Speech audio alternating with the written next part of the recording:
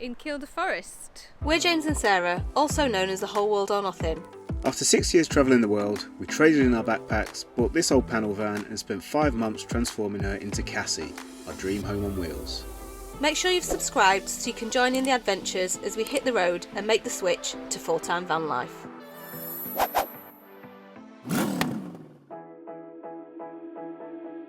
If you joined us last time, you'll have seen our journey across the quaint seaside towns, gorgeous beaches and historic castles of Northumberland.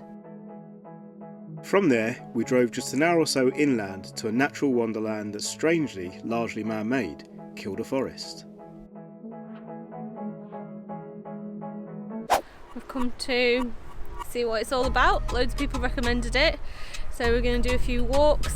Hopefully the sky clears so that we can see some stars, because it's apparently supposed to be one of the best places in the country to stargaze at night, which would be lovely. But whilst it was still light, we set off on a short walk to get a feel for our surroundings, which were immediately incredible. The walk that we're on this afternoon is to get to this place, which is called a wave chamber. And? And, well, I don't really know, you go inside and it sounds like the waves. I think it's an art installation. Right, okay. So it looks like a kind of a beehive, one of those constructions. You know, the ones that you see all over Ireland and yeah. Scotland, Celtic, I suppose they are. But it's supposed to amplify the sound and something like that. So yes. You feel like you're under the sea or something, or under the lake. It's not a sea. I think you just made that bit up. So what do you reckon? It does feel a bit like you're underwater. It's making me feel a bit seasick, actually. Oh, is it? Yeah. The whole of this place is completely man-made. By the whole of it, I mean the lake is man-made and all the forest is man-made. So this used to be a valley where the lake is, and then they found coal in it, so they mined that and dug it out some more, and it was just like a big quarry. And then I guess they filled it in when they'd finished mining and built the forest as well. Pretty impressive. It's bloody huge.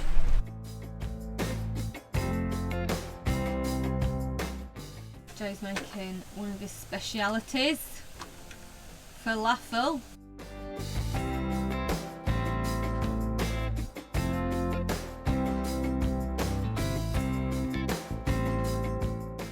Not gonna lie, even if I do say so myself, that dinner was pretty delicious. It's been raining kind of on and off all day, but the sun is out now. It's looking really nice over the lake.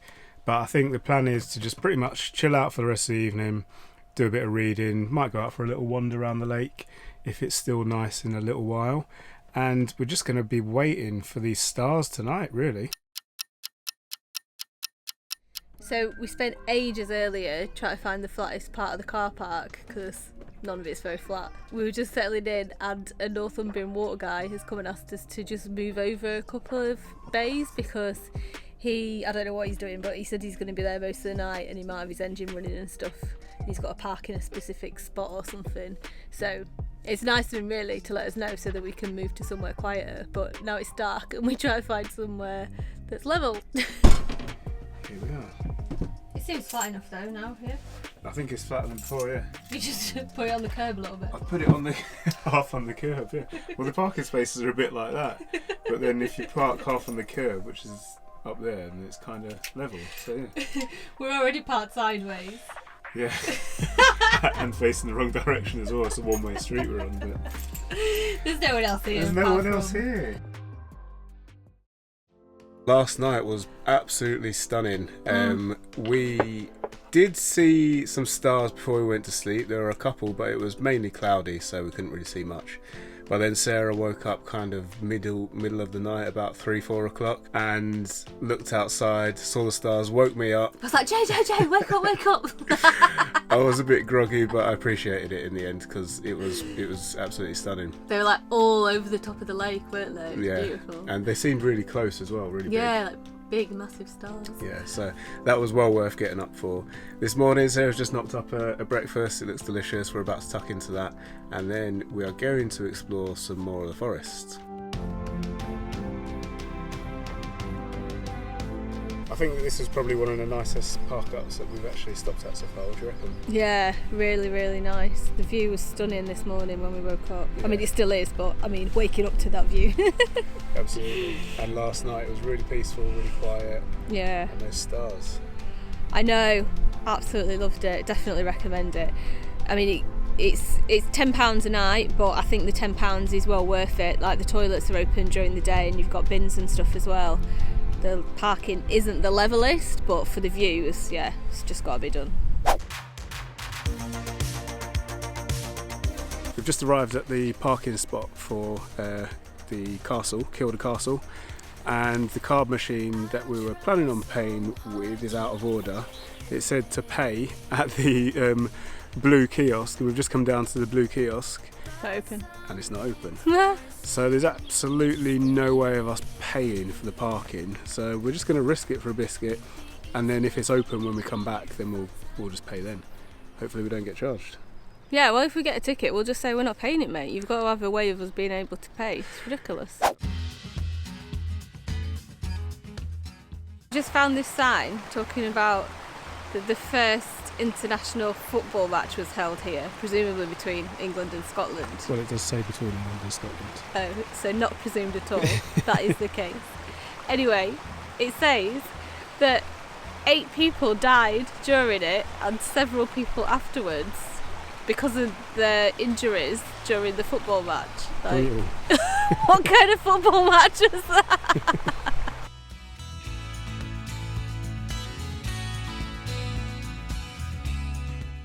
This part of the forest that we're walking through is really beautiful.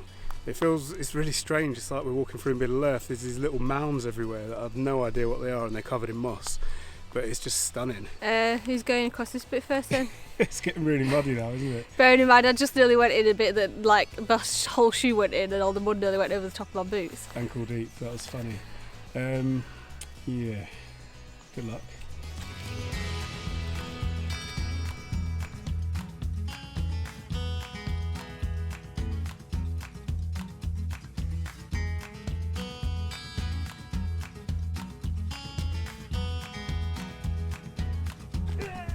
That was pretty impressive.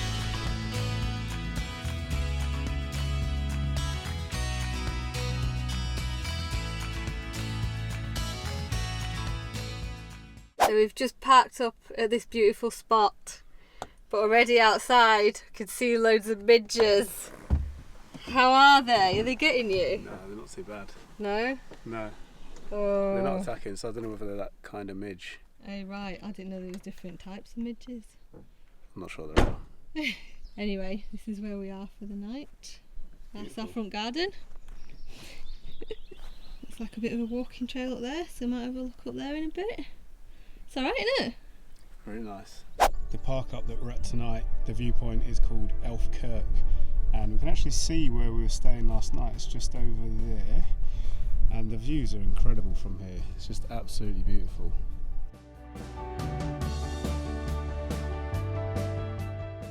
As you can see, it's pretty cloudy behind us right now, so we're not too hopeful of seeing any stars tonight. Yeah. But if it clears, then this should be a really good vantage point to actually see them from, because it's a bit higher up than last night, and yeah, we might be able to see a little bit more. Yeah, there's a sign over there that shows you which ones that you should be able to see. I think it's Orion's Belt, is it? Yep. So hopefully, fingers crossed. So we're just going to go back to the van now, cook some dinner, and chill out and wait for the stars again. Check this out. Sarah's so zen. She's still doing her meditation even though it started raining. Impressive. What on earth are you doing? I was halfway through my meditation. You can't just turn it off like that and come in. You absolutely can if it's raining. No, because it's not like a really long meditation. It's only 10 minutes. I was like, how fast can it get? It turns out pretty fast. Yeah. Well, this looks amazing. Yeah, it's dirty fries. It's raining outside. It's really horrible weather, so we just went with some proper comfort food. Morning. So we are all set to leave. It has rained pretty much all night. We haven't seen a single star last night, which was a bit, a bit depressing. But there we go. Today we've got a bit of a different plan. We're going to switch it up. We're not going to stay in Kielder Forest for another night, which we thought we might originally do. We're going to head further north because we're only about 3 or 4 miles from the Scottish border, so we think we're going to cross into Scotland and see if we can find something else to do there. But first, it is absolutely pelting it down outside, so I'm going to try and get through. I'm going to get through into the cab through this hatch. This has been something that people have been requesting to see for absolutely ages since we put out our van tour video, because no one believes that I can fit through that. Watch this.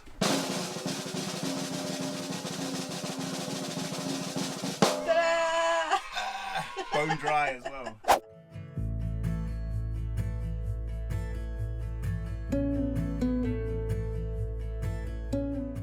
So we crossed the border and we've got no idea where we're going because we've still not got any signal, so we've not been able to download a map. And I've come to a junction and we don't know which way to go. Yeah. Left or right?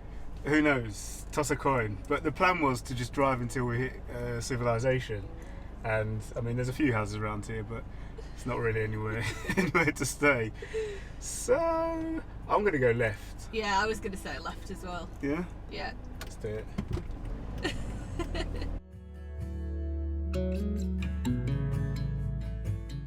We found somewhere with some signal, managed to download a map and have a little look around, see what's going on here. Think we found a town that'll be big enough to get some shopping done, because we need to do that today because we're out of fruit and veggies. And there looks like there's quite a few park up spots around here that have got a signal as well, because we need some signal to do some work as well.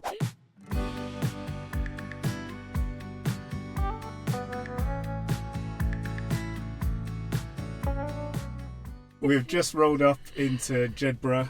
We don't know anything about it really. No, there's a big abbey. Yeah, we could see that on the way in. That's beautiful. Tourist information thing, so we're going to go look in there, see what there is to do. Have a chat to them, and then hopefully we'll find a few bits and pieces to occupy our day with. We just popped into the tourist office and they're really super helpful, giving us a load of suggestions. There's tons of stuff to do around here. Yeah, like we were a bit overwhelmed, like, because he was like, how long are you here? And then he gave us suggestions for like a couple of days. But then he was like, I can just go on and on and on. So we were like, okay, let's stop there and then we can come back if we need to. Yeah, so it's not all stuff to do in Jedburgh itself. There's loads and loads of stuff to do all across the board, as they call it. So it's Jedburgh and the surrounding areas, really. So we're going to have to come back. Yeah. Anyway, we've done that. We've figured out what we're going to do for the afternoon. We're going to grab a bit of lunch now, and then we're going to head on out and explore Jedburgh. This walking trail that we're doing around Jedburgh is called the Blue Plaque Trail, which is basically us following a load of blue plaques around the town to find out the history of the place. Starting at the impressive abbey, which dominates the town's skyline, this tour is a great way to discover Jedburgh's origins and backstory. Like many of the border towns, Jedburgh's tale is full of violent skirmishes and regular battles with the English, and it was once even briefly home to Mary Queen of Scots. But these days you'll be greeted by colourful buildings, cute cafes and independent shops. That was a nice walk, wasn't it? It was lovely, yeah. We've now got our refreshments. When in Scotland. Now, Jedburgh is really, really nice town. It is. I was quite impressed and a little bit, I'm not going to say surprised, but I just never heard of it before this morning when we decided to come here. So it was like a really nice surprise that it was so beautiful, and there's so much to see. Ta-da! This is our park up for the night. So this is a spot by Forestry and Land Scotland. They own the land, but they've got signs up saying that you're allowed to stay here overnight for one night. You're not allowed to return within 48 hours, and you've got to be in a self-contained accommodation, so like a motorhome or a camper van. Have your own toilet and waste facilities and stuff like that. But yeah, it's pretty cool. It's refreshing, isn't it? Yeah, really, really nice to see stuff like that after struggling for so long in England, that there's just park-ups like this in Scotland with this kind of view. And did you mention it's free? And it's free. It's free? It's free. No completely charge. free. Dinner tonight is pasta. We bought some really nice tomatoes today. Like some multicoloured ones. And some pesto. A little bit of salad. Looking forward to it. You got enough cheese there? Well, we've just woke up and the view looks a little bit different this morning. We've woke up in a cloud. What about that?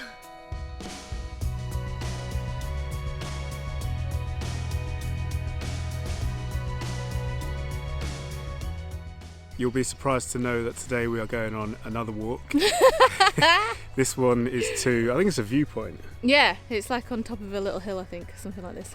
And we've just stopped at, we've parked up at a visitor centre, and immediately as we got out, before we've even started the walk, Sarah says, "Oh, I'm hungry. Need something to eat." So they had a really nice little coffee shop I've eaten there. most of it. We got a millionaire shortbread, and we made an appointment to stop by and grab a coffee on the way back as well. Now the problem with going to a viewpoint that looks out over a lot of the surrounding area is that it's all uphill. And this is reasonably hard work. Yeah, it is. And the other thing is, it's such a cloudy, overcast day that we don't even know if it's going to be worth it. There might be absolutely no views whatsoever when we get to the top.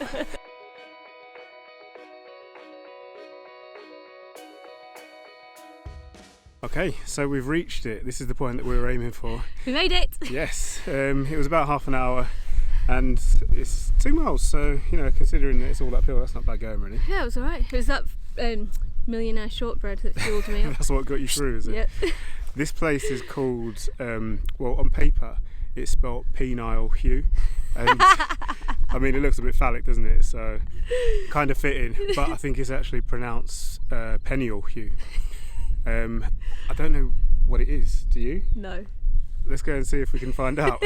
There are about 3 or 4 signs around the edges of this thing, and as far as we can figure out, it's a monument, but we don't really know what to. So if anyone has any ideas, then drop us a note down in the comments below and Enlighten please, us. Yeah, enlighten us. Even though it is really overcast and really cloudy, you can still see for absolutely miles around. Yeah, The views are pretty stunning. they are. And there's like fields that are yellow, full of rape. You can see cows, there's sheep, forests, lakes. Yeah, it's stunning. And it's all around. It's like 360 degrees.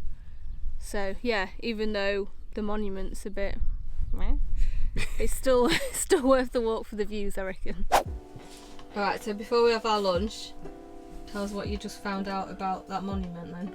Well, we went to a coffee shop, which is kind of part of this whole thing, the visitor centre, and the lady there was just chatting about it and telling me. I said we didn't have a clue what it was, what it was basically, and she said that it was built to commemorate a war, but also the Duke of something or other, I can't remember where, used to go up there so that he could survey. He owned everything around apparently, so he could survey and check that everyone was doing what they were supposed to be doing. But she also said that he used to take his ladies up there. So, yeah, it was a bit of a Date night. Yeah, Netflix and chill, yeah, that kind of thing. Bit of a getaway for him as well, and he could show off to them and show them all his land and all of that. Oh right. So yeah, quite an interesting history, and apparently you can go up there as well. She said that down the road there's a place called Jedburgh, where they've got some kind of, I don't know what it is, like a trust or whatever, that has the key to the monument, and you put a £5 deposit down, you get the key, and then you wander up there. But obviously it's nowhere near here, so I think most people miss out on doing that because they don't know about it until they actually get here, and then it's a bit of a drive back and you have to come back and do it. So yeah, maybe next time. Yeah, and if you're gonna come, get the key Exactly. beforehand. Go to Jedburgh and get the key.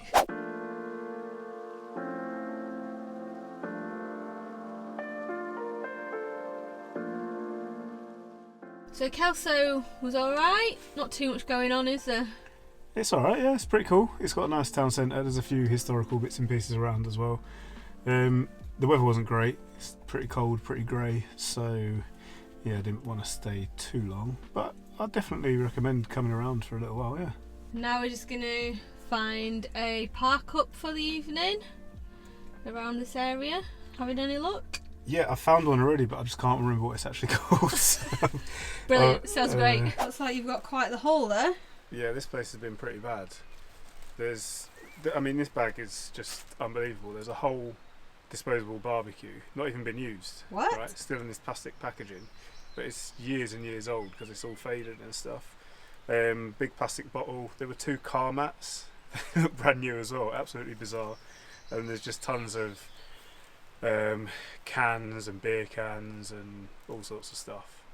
So yeah, not great. But you cleaned it up. Cleaned it up, but there's probably a ton that I've missed as well. You know. Yeah, he can't do it all. Can't get everything, but 2 big bags. So this is one of our very favourite dinners. It's so simple. It's just literally roasted vegetables with some spices on, and that is a yogurt and garlic and sriracha sauce. A little bit of feta. Don't forget the feta. A little bit of feta, yeah. We usually put some fresh herbs on as well, coriander or something, but we haven't got any today, so just gonna have to make do without. But I'm quite excited about this.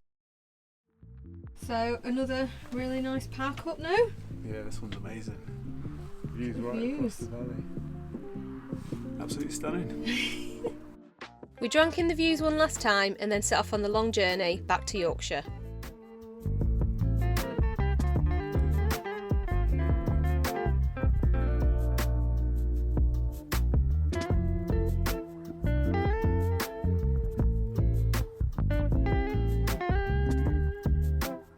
Well, that's it for Kielder Forest and the Scottish borders. We'll be heading back that way for sure when we have more time to explore, but we hope you enjoyed what we did manage to see as much as us.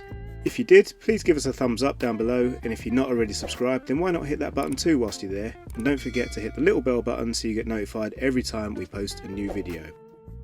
Next time, we're exploring the incredible country of Wales, an absolute favourite of ours. We hope to see you then.